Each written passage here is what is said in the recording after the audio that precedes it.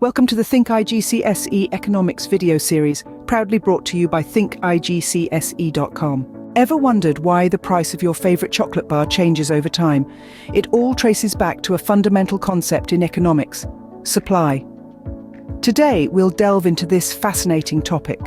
Supply, in a nutshell, is the total amount of a product or service that producers are willing to sell at a given price.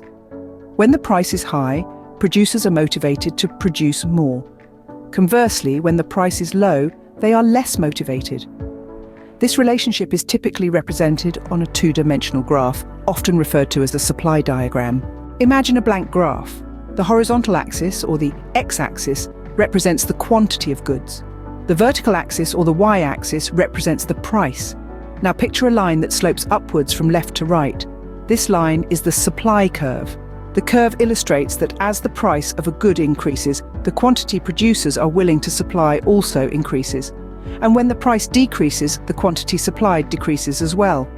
This is known as a movement along the supply curve.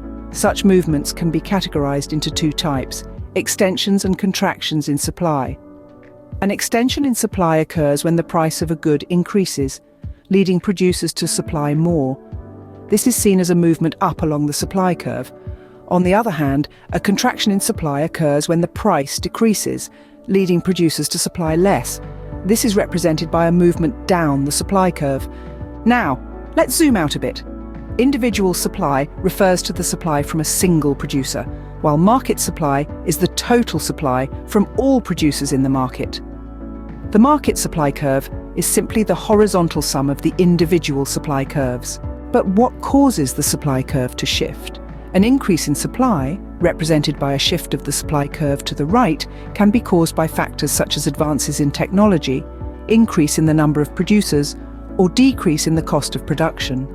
On the other hand, a decrease in supply, represented by a shift to the left, can be caused by factors such as natural disasters, increase in production cost, or decrease in the number of producers. In summary, supply is the amount of a product or service that producers are willing to sell at a certain price. The relationship between price and quantity supplied is represented by a supply curve on a supply diagram. Movements along this curve, known as extensions and contractions, represent changes in price. Enjoyed the video? Subscribe to Think IGCSE for more insightful economics lessons and tips.